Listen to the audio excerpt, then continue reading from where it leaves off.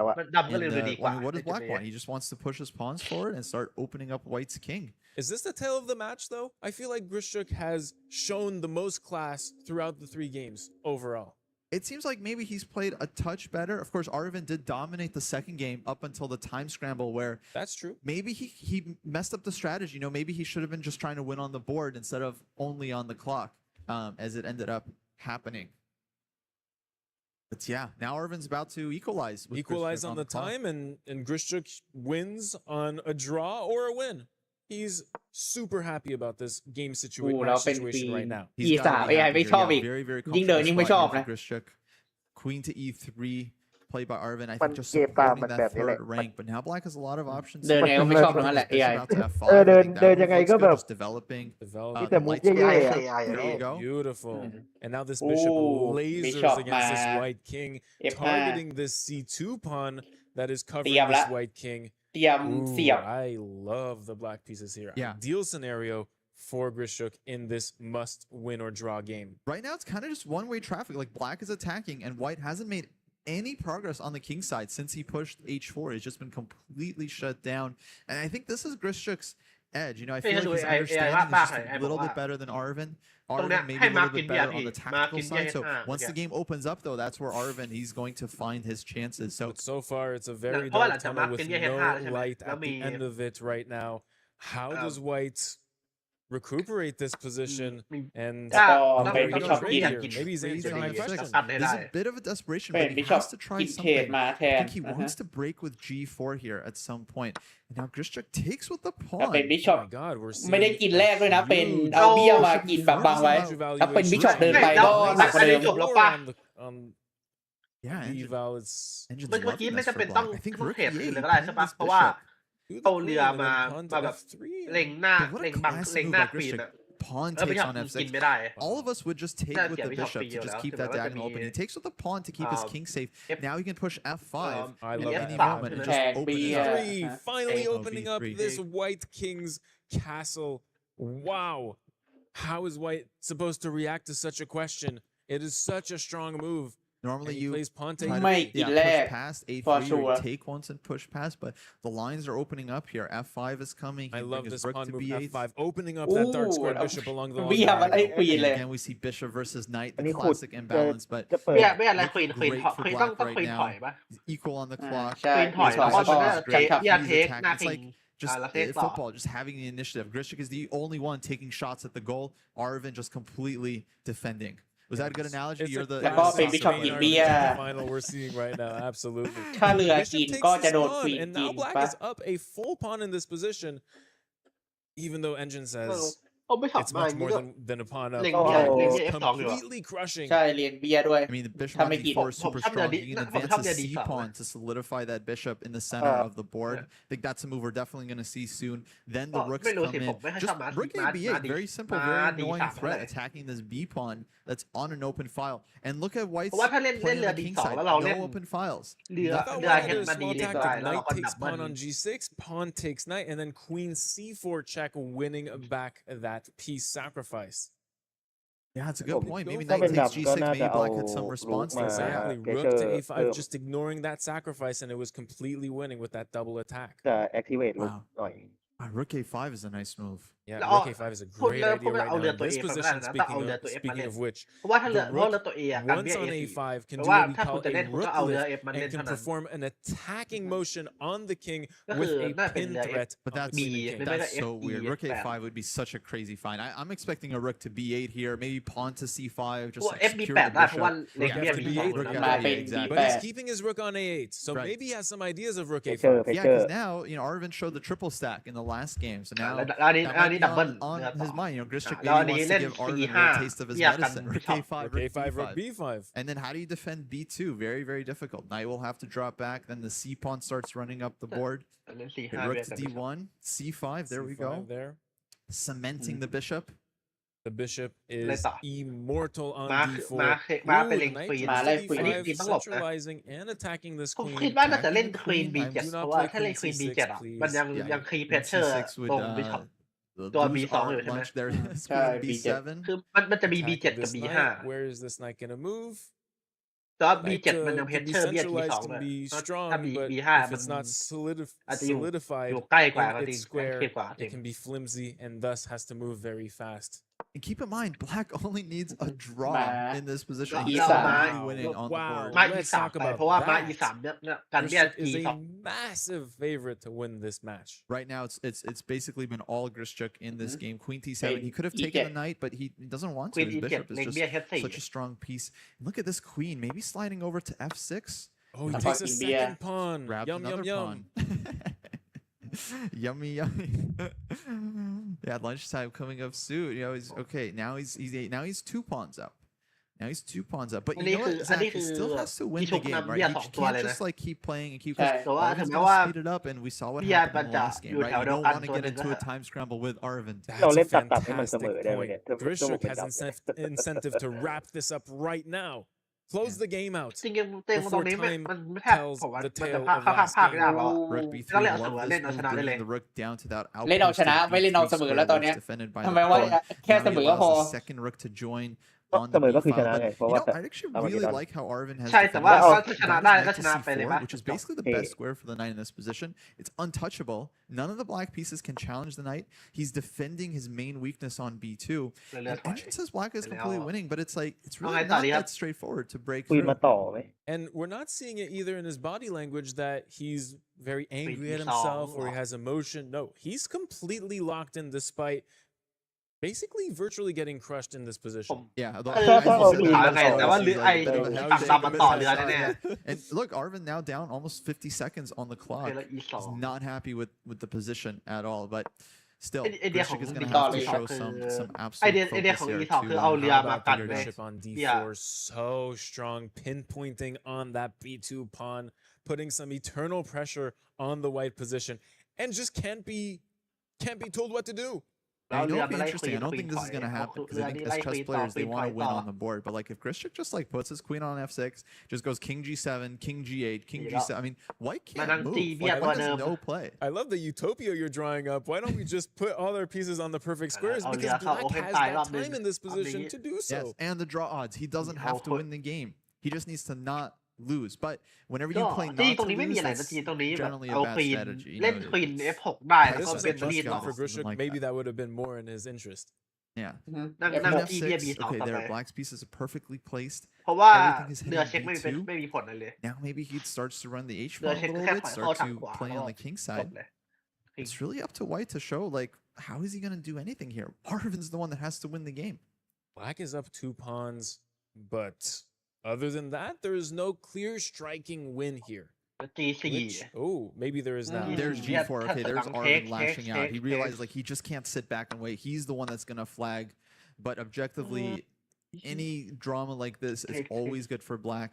He can take this pawn. He can push past with f4. ผมไม่ได้ชอบเลย He can also trade everything on b2 and just have a winning ตรงมัน end. แพ้อยู่แล้ว and win white's queen. ทรงมันแพ้อยู่แล้วอ่ะ เราเป็น Actually, this is พยายามให้ตัวเองชนะขึ้นมาแต่มันก็ไม่ดีแล้ว as the queens come off, black can just give a perpetual with the queen.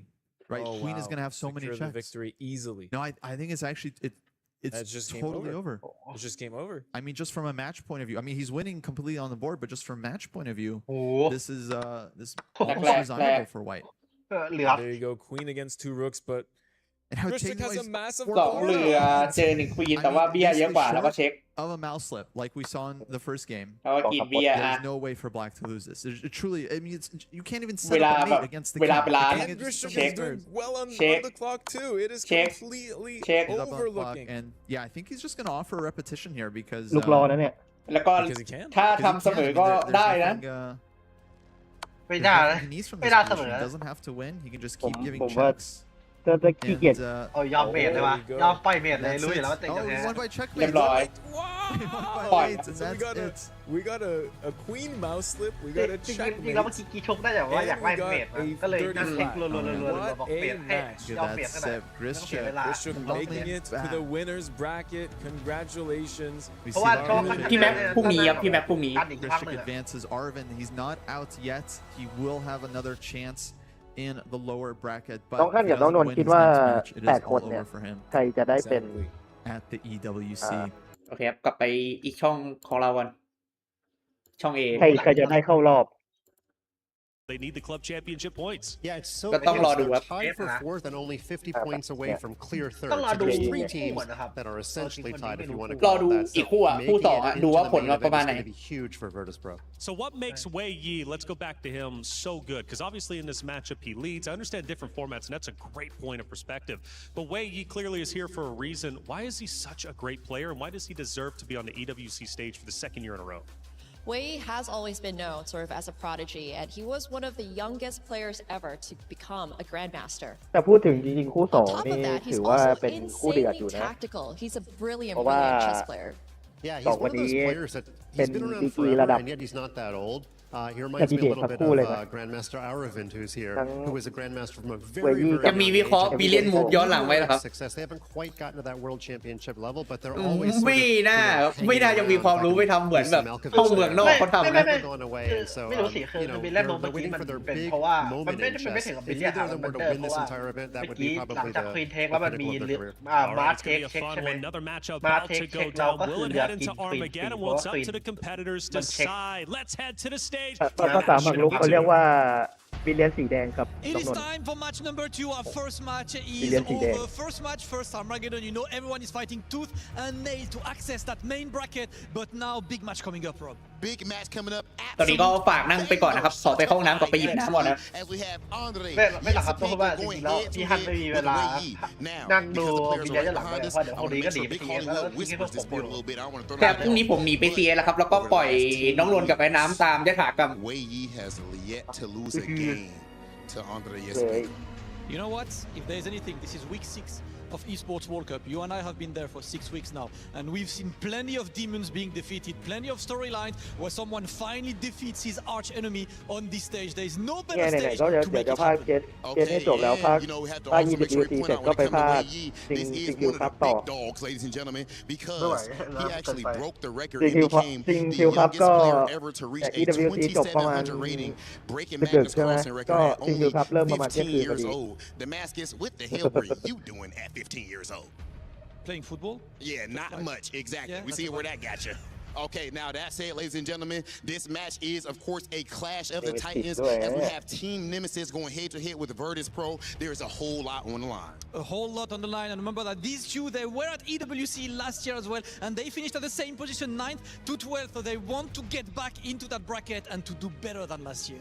Ladies and gentlemen, we are not here to talk your head off. It's time to get straight to all of the action. It's about that time. Andre Yesepenko going head-to-head with Wei Li. Let's get into the action. Thank you, Rob Damascus. What a match. This is going to be an absolute banger indeed. The spotlight turns on Wei Yi taking on Andre Yesepenko. Now, this is a rivalry shaped by the candidates, shaped by the World Cup. And I will say one thing. This man, Wei Yi, has been a painful, painful opponent for Andre Yesepenko. David Howell, this is a grudge match for Andre on the biggest stage. It definitely is. Wei Yi has to start as a favorite due to their head-to-head record. He's playing for Team Nemesis. He has been the nemesis of Andre Yesepenko for years and years now. Wei Yi was also super impressive just a few days ago in Paris in those last chance qualifiers. He looked so calm, so smooth. His play was flowing. He's going to be a hard one to stop. You know, we had an Armageddon in our first game. What are the odds that we get a second Armageddon of the day with this matchup? It's definitely possible. I think if it goes that far, that would be a win. คู่สุดท้าย A big psychological game for Andre Yesepenko. นี่ไง Just to ก็บอกแล้วว่าจบ first แล้ว two games, จบ maybe ได้ get ดู the win รี in วิว if ครับ he ต่อ can เล his ย first ever win against Wei Yi. The clocks are about to start. The game's about to kick off. น้ำโซโล่เลยน้ำ And let's set the context right here. Wei Yi knocked out Andre ให้ไว Yesepenko ให้ in ไว the ไปเลย 2025 World Cup in the semi-finals. In the 2 candidates, ชั่วโม the งเองรีวิว 2026, ครับ it was a 2-2 victory for Wei Yi against Andre Yesepenko. He can change all of that. This could be his redemption arc. And Andre Yesepenko chooses the queen spawn opening to start with. Exactly. Yesepenko with บ้า the ครับ โอ้โห pieces. สายล่างก็ได้นะ Will จ it ริงๆเมื่อ be กี้ a ตาทำเล่น Queen's ดีมา Gambit เลย declined? We get there by transposition now. And โอ้ยผมเบื่อเทมิ okay, สลา we're going into a semi-Slav defense.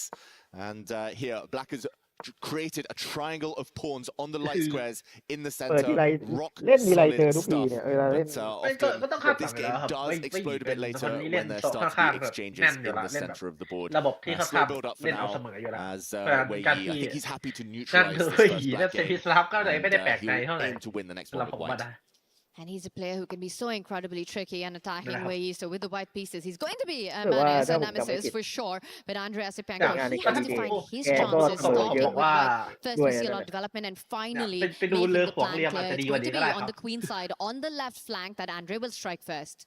That's right. He pushes a pawn. He's trying to push that pawn as far down the board as possible.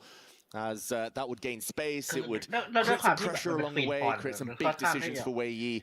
Does he block that pawn now? Does he stop its advance? No, he creates total chaos in the center of the board. There are currently 4 possible pawns leaving this board. Will white blink first? Will black initiate those exchanges? The whole center could just be obliterated, and we could have symmetry. Right now.